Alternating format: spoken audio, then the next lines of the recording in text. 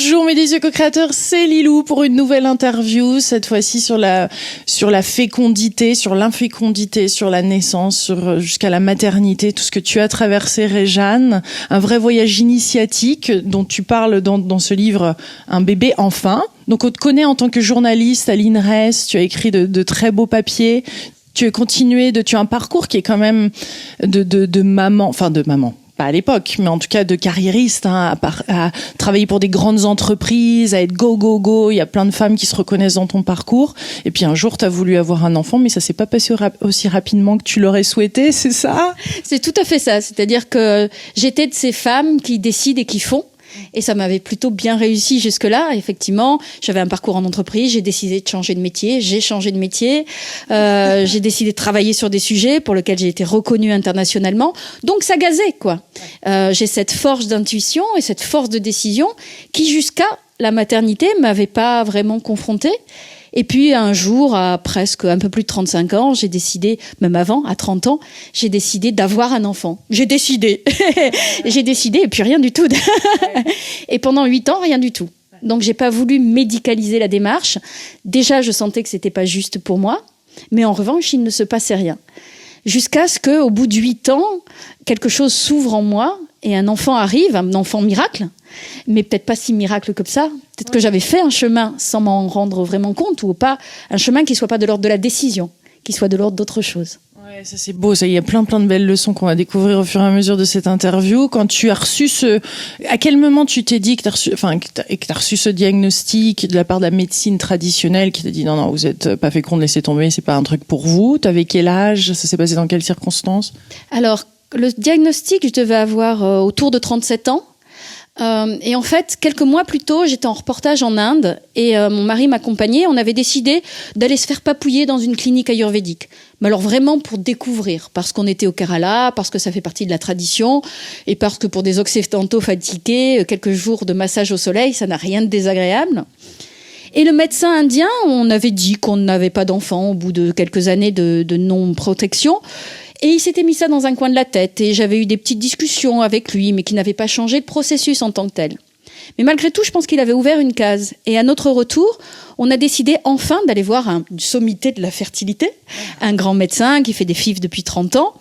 Et là, au bout de X tests, au bout de 3 mois, il nous a dit, écoutez, c'est simple, vu votre durée d'infertilité, vu votre âge, madame, et vous, monsieur, et surtout vu votre réserve ovarienne, un terme assez technique pour parler d'ovaires, de taux, d'hormones, etc. Il nous a dit, il n'y a rien à faire. Adopter, laisser tomber, passer à autre chose. Les fécondations in vitro, ça ne marchera pas. Il vous reste éventuellement le don d'ovocytes dans un pays autre que la France. Et encore, faites-le pour être allé jusqu'au bout de quelque chose. Mais selon moi, ça ne marchera pas. Donc voilà. Là, en tant que femme quand même qui avait pris des décisions, qui avait fait des avancées, on se dit non, on va y arriver coûte que coûte, ou on laisse tomber, on écoute quand même son verdict comme quelque chose de fatal? Non, je crois qu'à cette époque-là, au bout de quand même de 7 ans, j'avais fait un processus qui était plus le processus de l'abandon dans ma tête. Et j'étais entre déception, parce qu'effectivement, moi qui réussissais beaucoup de choses, ça, j'y réussirais pas. Mais au moins, c'était clair. Donc, j'étais soulagée de savoir qu'il n'y avait pas à avoir encore cette case ouverte dans un coin de la tête, que voilà, c'était clair, c'était dit, la science avait parlé. Soulagée d'être inféconde. Soulagée d'avoir enfin une réponse, peut-être. Seulement 8 mois après, même pas, j'étais enceinte. Complètement naturellement, sans avoir fait quoi que ce soit de l'ordre du médical ou du moins de la médecine occidentale. Donc ça m'a complètement interpellée. J'ai dit mais qu'est-ce que j'ai ouvert ? Qu'est-ce qui s'est passé ? Donc il y avait eu déjà quelques percées, quelques avancées pour toi dans ce parcours-là, le voyage initiatique avait déjà commencé, ou c'est à ce moment-là, à partir de là, qu'il a réellement commencé et là il y a eu une prise de pouvoir personnelle, on peut dire? Je pense que le voyage initiatique a commencé avec ma rencontre avec le médecin indien. Ouais. Parce que j'ai pénétré le monde des énergies et le monde d'une approche de l'être qui n'était pas forcément celle dont j'étais habituée. Donc voilà, il a commencé à travailler sur moi et sûrement à rééquilibrer des choses. Ouvrir des portes. À ouvrir des portes et qui, assez curieusement, au départ, m'ont amené à me réapproprier et à nourrir la partie de moi qui était un peu morte. C'est-à-dire que j'étais devenue rédactrice en chef d'un magazine, je donnais des papiers à faire, j'étais dans mon bureau, mais moi, ce que j'aime, c'est le terrain. Et donc, il m'a donné au départ l'énergie de rentrer en France et de dire au bureau, écoutez, moi, je passe au 4/5e, je suis là 3 mois, le 4e mois, je suis pas là. Je refais du grand reportage, je repars sur les routes. Donc, quelque chose qui, a priori, semble très loin de la maternité. Mais sauf qu'en nourrissant cette partie de moi qui avait besoin d'aventure, qui avait besoin de liberté, qui avait besoin de reprendre des risques, en fait, je me suis donné l'opportunité de plus avoir de regrets. En devenant maman, j'avais sûrement des choses encore à accomplir. Le fait de ces dernières autorisations que je me suis données et que la médecine ayurvédique m'a donné l'énergie de mettre en place, je pense qu'à partir de là, j'étais plus prête à faire de la place à un enfant. Donc la première rencontre initiatique, c'est celle-là. Je dis, OK, il y a un monde de l'être qui n'est pas que dans le biologique, qui est aussi de l'ordre de l'énergie, que les émotions ont un rôle, que la manière dont je nourris ma nature véritable a un rôle dans ce que je suis capable. Et à partir du moment où je me sens nourrie, je suis plus capable d'ouvrir et d'accueillir. Et la maternité, ce n'est finalement que ça. C'est pas une question de volonté, c'est une question d'accueil. Et recevoir. Et après, les circonstances de la vie, je pense, m'ont amené à le comprendre. Via aussi le fait que je me suis retrouvée quelques mois après la rencontre avec le médecin ayurvédique dans une catastrophe naturelle au Ladakh. Et j'aurais pu y passer, comme la moitié du village y est passé, je n'y suis pas passée. Mais là, on comprend aussi l'enjeu de la vie. C'est-à-dire que confronté à l'insoutenable, il y a urgence à faire vivre et à comprendre ce que c'est, que ce pétillement intérieur et à relativiser tous ces petits gna-gna-gna qui nous bloquent, en fait, qui nous ratatinent un peu. Et en se réouvrant à la vie, on permet au corps de s'auto-guérir en ouvrant, en étant plus dans dans cette énergie d'instinct, dans cette énergie de joie. Et c'est marrant que ça naisse dans des circonstances dramatiques. Les circonstances dramatiques sont souvent là pour nous rappeler que, en fait, on meurt à petit feu parfois. Et c'est beau quand tu parles de cette vie qui est mystérieuse, enfin de redécouvrir cette fragilité de la vie, cette beauté de la vie, cette force en même temps, qu'on a tendance des fois à oublier justement quand on est dans les objectifs et ces obsessions ou ces choses qu'on s'était fixées. Oui, parce que le chemin, il a été sur l'énergétique, il a été sur l'émotionnel, sur la nourriture de l'être, mais il y a quand même quelque chose de très spirituel aussi dans la vie. Et que ça aussi, d'autres sages me l'ont dit tout au long du parcours. Un médecin Amchi au Tibet, par exemple, m'a dit, mais c'est aussi une question karmique, keep cool. Peut-être qu'un enfant ne vous choisira jamais. Et alors, si c'est pas votre chemin, c'est pas votre chemin. Ça veut pas dire que tu dois baisser les bras. Fais juste ce qu'il te semble juste, et advienne que pourra. Accepte que la perspective soit plus large que ce que tu en imagines. Et quand il est question de donner la vie, ce n'est que ça. C'est-à-dire que peut-être qu'il y a une âme quelque part qui attend un signal, qui attend qu'on soit disponible pour elle, et si on ne le devient pas, elle viendra pas. Ou juste, c'est autre chose. Moi, j'ai une amie qui a fait 10 ans de fécondation in vitro, d'un parcours qui est très difficile, très éprouvant à tous les niveaux, physiquement, émotionnellement, psychologiquement, et qui un jour a lâché. Et le jour où elle a lâché, elle s'est découvert des capacités de canalisation. Et au final, aujourd'hui, elle a lâché son job de cadre dans une grosse boîte, etc., pour faire du channeling, pour aider les gens en tant que thérapeute. Et au quotidien, elle ne fait que ça, redonner la vie aux gens. C'est sa manière d'être mère. Et c'est pas jugeable. Il y a 1000 manières de faire vivre la maternité, c'est-à-dire la création et la transmission. Et que, voilà, keep cool, quoi. Keep cool. Mais c'est quelque chose, ouais, on est génitrice ou sinon génitrice de projets, de choses, mais il y a quelque chose qui a envie de nous traverser, hein, tous. Ben de toute façon, et ça je pense que c'est masculin, c'est féminin, se laisser traverser, c'est aussi une belle leçon de vie. Et j'ai vraiment vécu l'arrivée de mon fils comme ça au final. C'est-à-dire que je n'étais qu'un canal et on n'est qu'un vecteur. Khalil Gibran le dit très bien, vous êtes l'arc, ils sont la flèche. Donc la trajectoire, c'est la leur. Et vous impulsez quelque chose, vous accueillez, mais voilà, vous prenez soin, mais vous n'êtes rien d'autre, quoi. Donc le point de départ, s'il y avait une phrase ou quelque chose à dire justement à ces futures mamans, toutes ces femmes qui sont dans l'espoir de un jour avoir ce bonheur d'accueillir un enfant, quand tu parles de lâcher prise, quand tu parles de décision, y a-t-il eu un turning point, y a-t-il eu un petit moment où là, tu as senti que ça s'ouvrait? Alors, il y en a eu 2. Je pense que la première phrase qui m'a marquée, et qui, quand je la répète, fait souvent résonance, c'est le médecin indien qui me l'a dit. il m'a dit, mais si tu veux un enfant, fais-lui une place. Et je l'ai regardé comme j'étais, me dit, de quoi tu te mêles, quoi? Non mais franchement. Mais en fait, ça m'a marqué parce qu'il avait raison. Quelle place il y avait dans ma vie, dans mon être, pour accueillir un enfant? Il n'y en avait pas. J'étais toute pleine de mes projets, de ma vie, de mes petits machins. Mais en fait, je faisais pas la place. Et la place, ça veut dire intérieurement déjà. Mais des psys, je l'ai appris plus tard, conseil aux parents qui veulent avoir un enfant, de peut-être commencer à faire de la place chez eux aussi, matériellement. Comment on arrange son quotidien pour se dire que voilà, viens.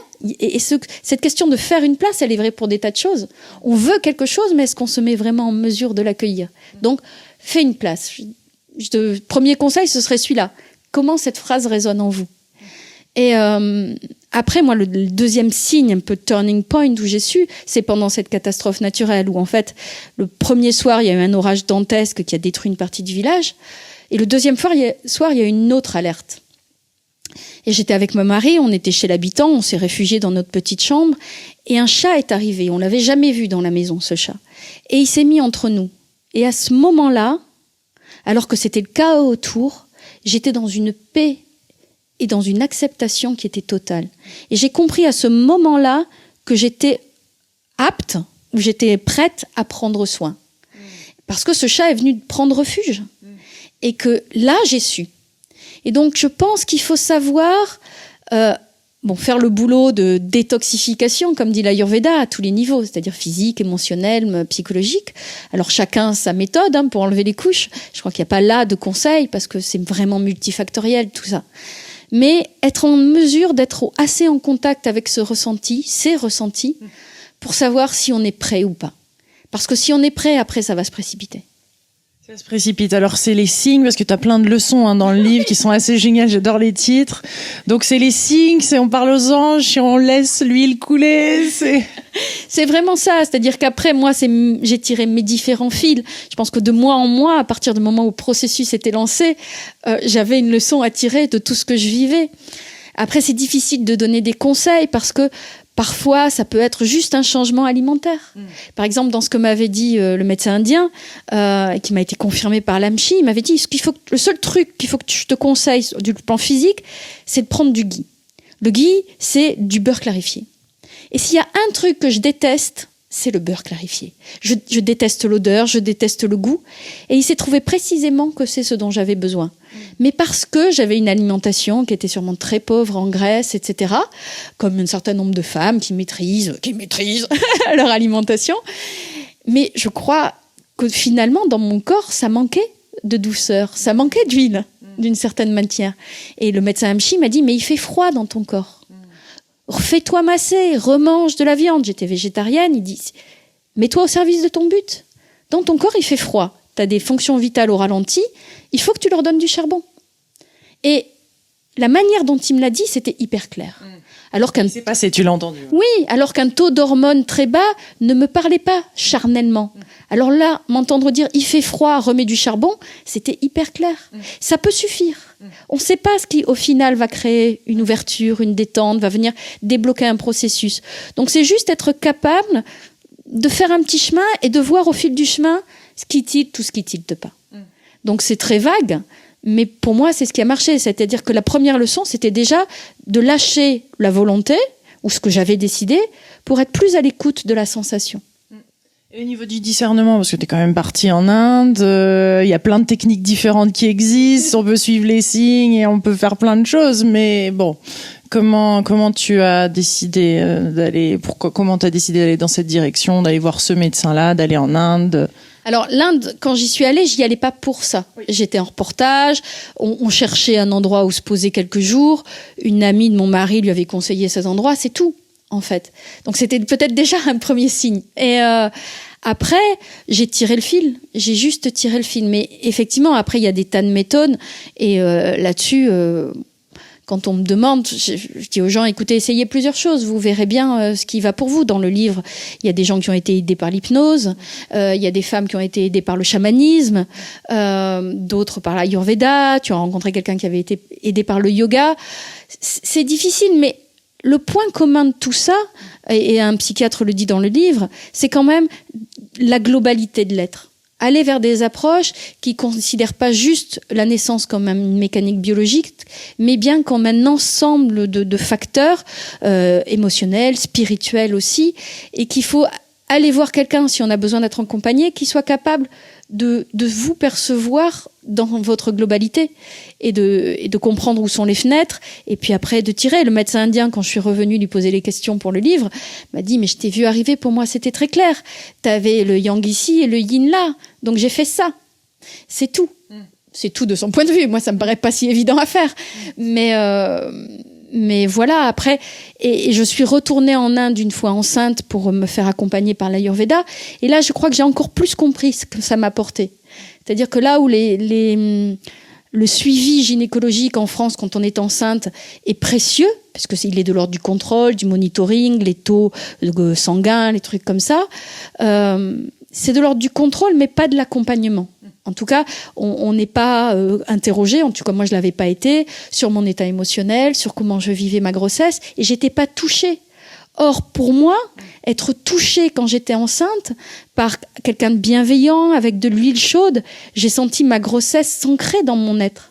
Et même avant, on t'en parle de l'art du toucher, dès le début, dès le premier voyage. Oui, parce que l'art du toucher, c'est déjà un langage, ça vient réveiller des choses très primales en nous, qui sont essentielles dans la naissance. C'est-à-dire qu'un enfant, ça a besoin d'être tenu, et peut-être que la femme que j'étais avait besoin d'être réconfortée, de revenir à son corps et à cette capacité de sensorialité, et j'en ai pas cité, mais Amma a fait partie du parcours aussi. C'est-à-dire que le médecin indien m'a envoyé chez Amma. Sur le chemin de mon retour, je dis mais qu'est-ce que tu veux que j'aille faire chez Maman Câlin, quoi. Enfin, franchement, s'il y a un endroit où j'ai pas eu envie d'aller, c'est celui-là. Et il m'a dit mais tu devrais quand même t'intéresser. Elle est quand même à la tête de la plus grosse ONG indienne. Et là, la femme que j'étais à l'époque a été intéressée. Je bossais sur les questions de droits de l'homme, etc. Elle dit et en voyant Amma, le câlin ne m'a pas transportée. En revanche, la voir passer et regarder exactement les personnes qui avaient besoin de l'être, diriger son monde, porter son monde, je me suis dit waouh, c'est aussi ça une mère. Et donc c'est venu complètement bousculer ma vision de la maternité. C'était pas juste maman câlin, c'était aussi cette capacité à porter un monde. Une mère, c'est aussi ça. Sauf qu'au final, ce que j'avais besoin de découvrir, c'est que je pouvais aussi être maman câlin. Et que tout le chemin de la grossesse, puis ensuite, a été pour moi le chemin d'apprentissage de la douceur. Et donc c'est pas Amma qui veut dire mère en... Voilà, Amma veut dire mère, et elle est pas mère physiquement, mais elle est mère de tous les gens qu'elle fait renaître, de l'empire caritatif qu'elle porte et de ce qu'elle donne aux gens, c'est-à-dire cette espèce de puissance aimante. Et au final du parcours, ce que j'ai compris, et il m'a fallu beaucoup de haut et de bas pour le comprendre, c'est que la puissance et l'amour, ou la puissance et la douceur, n'étaient pas incompatibles. J'avais une vision très verrouillée de la puissance, de maîtrise, d'affirmation. Or, être capable de ça, d'aimer, de prendre soin, de cajoler, d'enrober, comme l'Ayurveda m'avait enrobé, et cette bienveillance-là, du toucher, du soin, était une puissance, était une forme de puissance. Et ça a été, waouh, un monde qui s'ouvrait, ouais. On voit dans le livre, il y a plein de personnes qui ont joué un rôle, même l'assistante du médecin ou la personne qui était là qui va dire un petit mot, et finalement c'est une belle symphonie, tout ça, jusqu'à la sexualité aussi que tu as dû transformer, je suppose, ton rapport à ton propre corps, à ton mari, à vos échanges. Bien sûr, ouais, parce que c'est une chose dont on parle assez peu quand on veut avoir un enfant. D'ailleurs, les médecins peuvent ne pas l'aborder. Or, certains disent quand on voit des couples arriver, moi je vois quand une sexualité n'est pas vraiment vivante. Surtout quand on s'est mis en tête d'avoir un enfant, où la sexualité devient une mécanique. On le fait au service d'un but, et ça en perd un peu la vie, la complicité, le plaisir. Alors que une femme, quand elle est féconde, elle a envie, elle a des désirs, et c'est ça qu'il faut nourrir. C'est cette espèce de désir qui est vraiment... pas la mère, mais la femme. Il faut aussi nourrir la femme. Et la sexualité en fait partie. Et il faut se la remettre si besoin. Il faut aussi se demander, est-ce qu'on épanouit vraiment sa sexualité ? Et quand un couple est rodé, peut-être que, voilà, ça vaut le coup d'en reparler, ou ça vaut le coup de revenir au fondement. Un bébé, avoir un enfant est aussi un acte sexuel. Je vais te demander quelque chose d'intime, parce que le livre est intime. Mais qu'est-ce qui justement a déclenché ce désir-là chez toi? Qu'est-ce que tu as retrouvé? Qu'est-ce qui a déclenché ça? Qu'est-ce qui a permis de redécouvrir sa sexualité? Parce que, bon, là, tu parles, c'est vrai que c'est ton tout premier livre, hein, où tu en parles comme ça, c'est écrit à la première personne. Donc déjà, merci, parce que ça demande beaucoup de courage. Mais en effet, on peut s'identifier et partager cette histoire-là, peu importe là où on en est dans notre vie. C'est vrai que ça ouvre des portes. Alors, au niveau de la sexualité, comment déclencher ce désir? Qu'est-ce que tu as trouvé qui déclenchait ça, ou qui l'éveillait, ou qui augmenter ta libido ou autre? Alors, je vais un peu botter en touche parce qu'en fait, moi, il y a une rencontre qui a changé ma vision du truc. C'est-à-dire que j'ai rencontré quelqu'un d'autre que mon mari, avec qui j'ai pas eu une relation de cet ordre-là, mais qui a réveillé la femme en moi, qui est un homme avec qui je suis encore extrêmement liée énergétiquement et oui, l'artiste, non? Non, l'artiste, c'est pas tout. Ah, mais ça en faisait partie. L'artiste, ça a plutôt été l'aiguillon de me dire: est-ce que je suis vraiment bien dans mon couple? Et c'est une question parce que le médecin indien est venu me la faire voler en éclats. C'est-à-dire, un jour, j'ai eu une petite conversation avec ce médecin indien, comme ça, sur un coin de table. Et il me dit: mais vous, les Occidentaux, vous avez une vision du couple. Il faut qu'une seule personne incarne tout.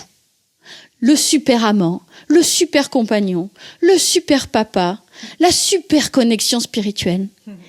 Si t'attends cette personne-là, ma grande, tu y es encore dans 300 ans. Nous, le mariage est une convention sociale. On sait, une femme sait qui va faire un bon père, qui va faire un bon compagnon.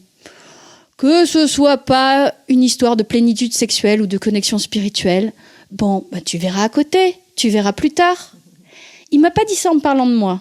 Ça a été d'autant plus fort, je pense. Il n'y avait pas de leçon. C'était une conversation.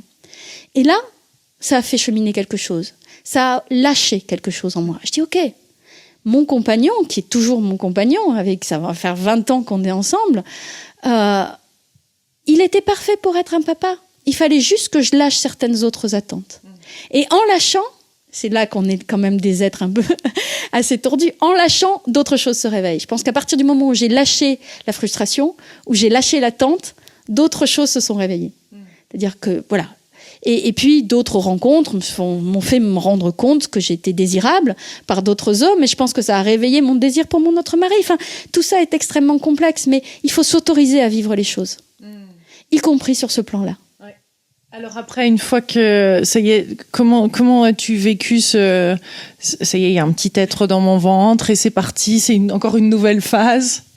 Alors moi, j'ai eu la chance, comme je te l'ai dit, d'être accompagnée par l'Ayurveda. Je suis retournée en Inde à sa proposition du médecin indien et j'ai eu une grossesse idyllique, mais vraiment idyllique. Je faisais déjà du yoga, j'ai continué le yoga. Donc entre le bonheur de vivre enfin ça, l'accompagnement par l'Ayurveda, le yoga, etc. Moi, j'ai une grossesse vraiment, vraiment belle. Je sais que c'est pas le cas de toutes les femmes. Et la leçon que j'ai comprise plus tard, et parce qu'on pour le livre en discutant avec des médecins, c'est que de toute façon, tout ce processus, et c'est pour ça qu'on parlait de chemin initiatique au départ, est un chemin de transparence psychique. C'est-à-dire que quand on se retrouve en préconception, conception, enceinte et après, nous remontent à la surface des peurs, des blocages qu'on tenait jusque-là assez bien aux choses sous le couvercle. Et ça remonte. Donc qu'est-ce qu'on en fait?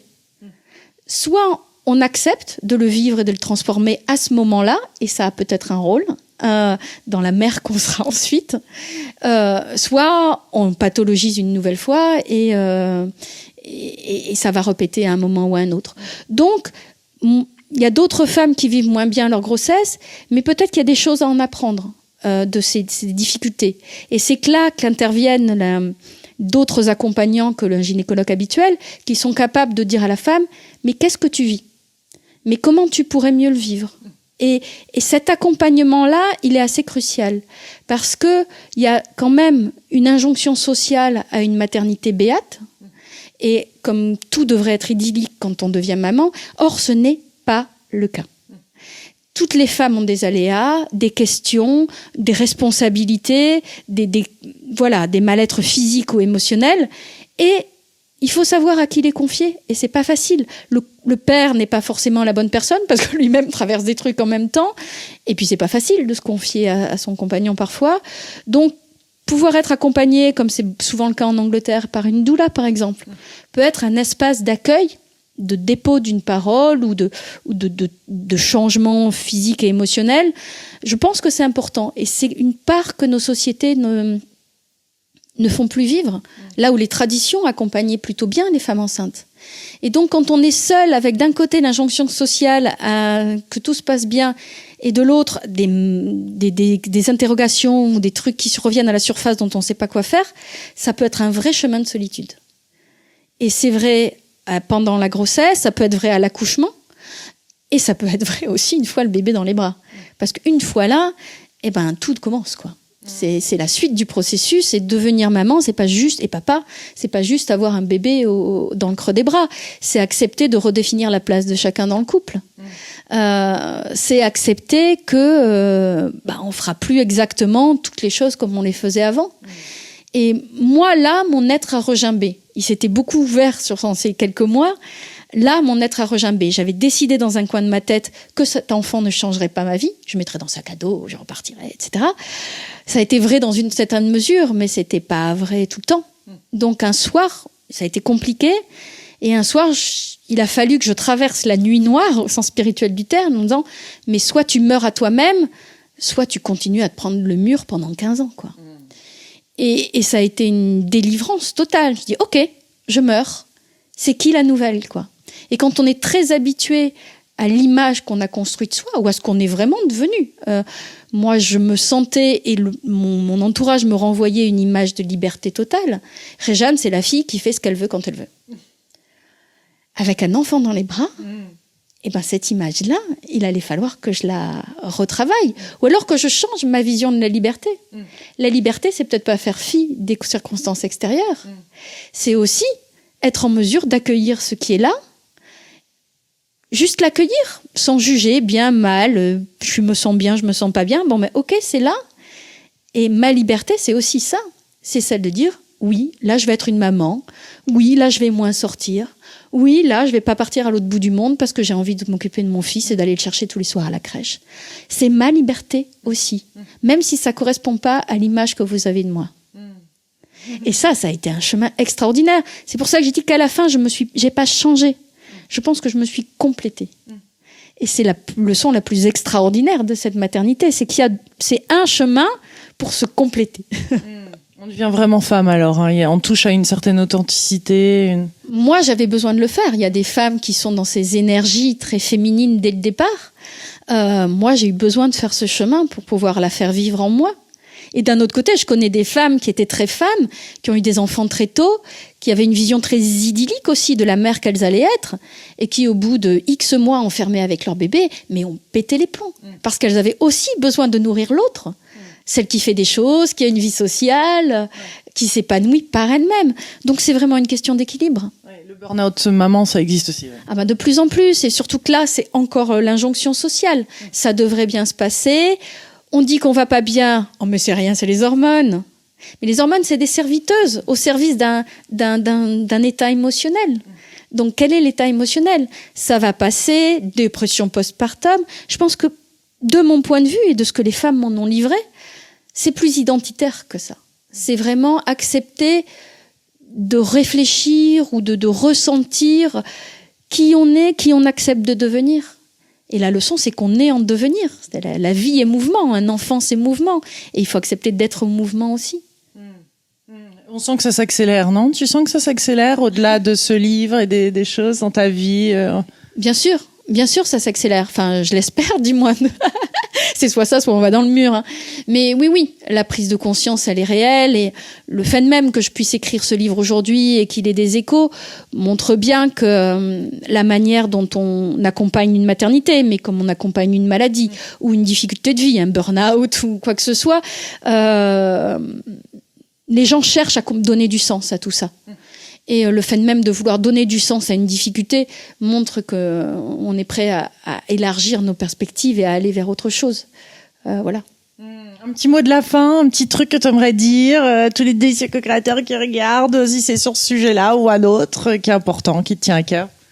Non, mais je crois que ma conclusion à moi, c'est vraiment que Oui, de devenir qui l'on est et d'accepter qu'on soit en devenir. Enfin, la première phrase, elle n'est pas de moi, elle est de Nietzsche. Mais deviens qui tu es, pour moi, ça dit beaucoup de choses. C'est que c'est un chemin et que le chemin, il y a des hauts, il y a des bas, ça monte et ça descend. Il faut prendre les hauts pour ce qu'ils sont parce qu'il y aura des bas et les bas pour ce qu'ils sont parce qu'il y aura des hauts. Mais voilà, moi, ce chemin-là, je suis ravie de tout ce qu'il m'a apporté. Et voilà, est-ce que je serais la femme que je suis si j'étais pas devenue mère ? J'en suis pas sûre. Ça veut pas dire qu'il faut devenir mère, mais il faut accepter de faire le chemin. Eh bien, dis donc, un bébé enfin qui a à lire, qu'on veuille devenir mère ou pas, simplement pour un... C'est vrai que c'est bon à lire pour découvrir tout ce chemin, justement, initiatique qui est possible pour s'ouvrir, pour retrouver son pouvoir personnel, pour s'ouvrir à la vie et ouvrir encore plus ses ailes. Merci, Réjeanne. Merci à toi. Gros bisous, mes délicieux co-créateurs. On vous embrasse très, très fort. On vous souhaite une délicieuse journée, une très bonne lecture. Gros bisous.